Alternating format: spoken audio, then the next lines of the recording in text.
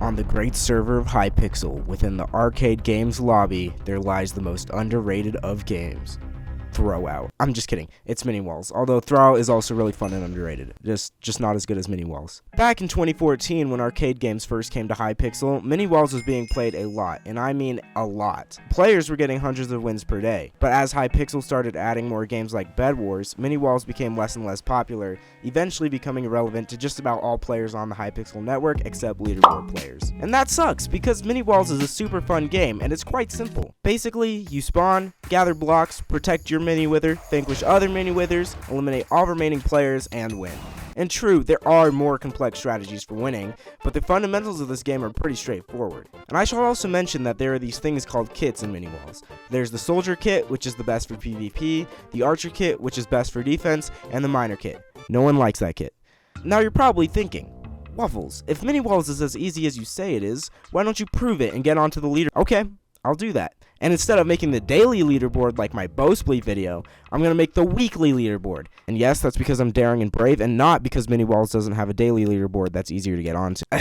So, I started my quest. With the help of my team, I was able to win the first game, which reminds me, I forgot to mention that mini walls also has a maximum of 4 players per team. This allows for the opportunity to create parties and boost stats. And speaking of parties, it turns out that my teammates for that game were all in one, and they invited me. Meet Wavo, Epic Fact, and Nicer. With the help of these 3, I was able to win 7 games on just my first day. Now, remember when I mentioned there are more complex strategies for winning? Well, here's something that Nicer taught me. You see, once your wither dies, especially before a deathmatch, the safest play is to go on top of your base and collect blocks. It's even safer if you get at least one teammate to join you. This allows you to keep watch over the map while you wait out as many teams as possible. This tactic ended up winning us one of our 7 games too, so I recommend it. And for those of you wondering, what about digging underground? Look where that got this guy. Another more complex strategy is that you can find breakable blocks in the other team's base's walls, which you can mine, getting you some free hits on the enemy wither. So, on to day 2. As you can see by the footage here, I didn't play any video games because I have a life. I continued my quest on day 3. Just like day 1, after winning just 1 game, mostly thanks to my teammates, I was invited to a party consisting of Aloha, goodness knows how to correctly pronounce that name, and Or1. Now, to all you mini walls regulars who are watching, the name Or1 might sound familiar. That's because they make the weekly leaderboard pretty much every week. Just a cool fact that you should remember for later. We queued our first game together and won, but that victory was short-lived when we ended up losing to this guy.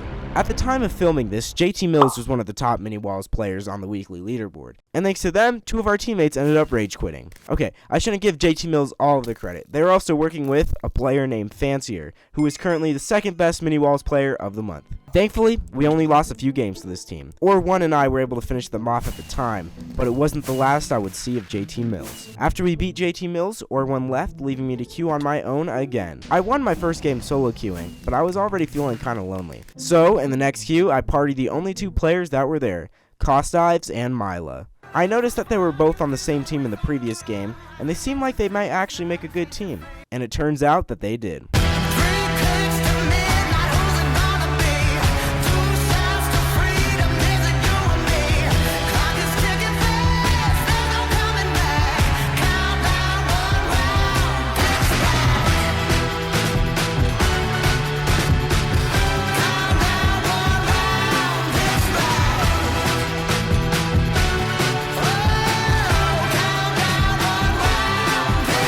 After a couple of games, the irrelevance of mini walls caught up to us and the queue died down. So, we ditched mini walls for throwout. Turns out that Mila is also a secret throwout master. Eventually, we all got off for the day, leaving me tied for 10th on the mini walls weekly leaderboard. Day 4 came and I was ready to claim my spot on the mini walls weekly leaderboard. But if I was really serious about making it, I needed to assemble a dream team. So, I started off by inviting that darn duck. I missed my hit. Yes, that darn duck. As well as Duck, I invited back the one and only Cost Dives from the day before.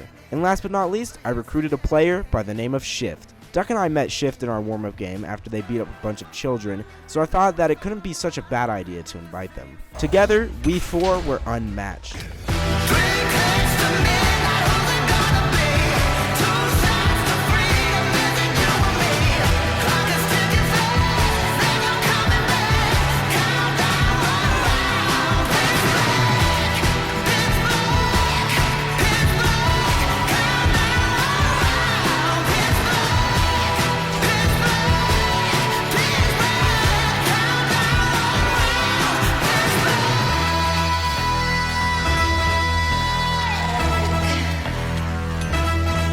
Unfortunately, Shift had to leave, but thanks to them, Cost Dives, and Duck, I got not 10th, 9th, 8th, 7th, or 6th, but 5th place on the weekly Mini Walls leaderboard. It had only taken me 4 days, and while it was a small accomplishment, I was quite proud of myself. But it wasn't enough. 5th place is so easy to get. I should know, it only took me 4 days. Quick side note, this is the exact same thing I did in my bow sweep video. I guess I have a problem with being mediocre at video games. Anyways, I played more mini walls, but I couldn't seem to win on my own. So, I brought back Duck and recruited a new player by the IGN of Rose in Wonderland. The 3 of us were able to win a few more games, which brought me up to 4th. But we ran into another problem. JT Mills. That's right, I said they would be back, and they ended up costing us the game. But if 6 seasons of LEGO Ninjago have taught me anything, it's that the best way to defeat your enemy is to turn them into your friend. That's a legit quote, go look it up. So, that's what we did. Look, I'll admit that I tend to antagonize normal humans in video games a lot, so I'm glad that I didn't blow this encounter out of proportion like the other two. Because with the help of Rose in Wonderland, Duck, and JT Mills, I was able to reach the 3rd spot on the weekly leaderboard by the end of the day. Now, before I go on, while I was filming this video, I realized how close the Mini Walls community is. In games like Bed Wars with thousands of people playing at a time, it's difficult to get to know so many people. I had the privilege of meeting lots of Mini Walls players in less than a week, and I honestly don't have anything bad to say about them. In games like Bed Wars and The Bridge, there's so much toxicity, but in Mini Walls, everyone seems so chill. At least, that's the impression I got from 5 days of playing. So, to all you Mini Walls players, it might not be worth much, but I really respect you guys. Anyways, thanks to the help of Or1 and Chuba, I got to 2nd on the weekly leaderboard, just 6 wins away from 1st place. But that's when things took a turn for the worst. You see, back in day 4, I met a really nice Mini Walls player by the IGN of Cole1. I recognized their name, but I couldn't figure out why. That is, until they confirmed that they were, in fact, the same Cole1 who owns the 2nd spot on the Lifetime Mini Walls leaderboard. So, here's where it all went downhill. I logged on and saw that Cole1 was online, so I invited them to play Mini Walls with me.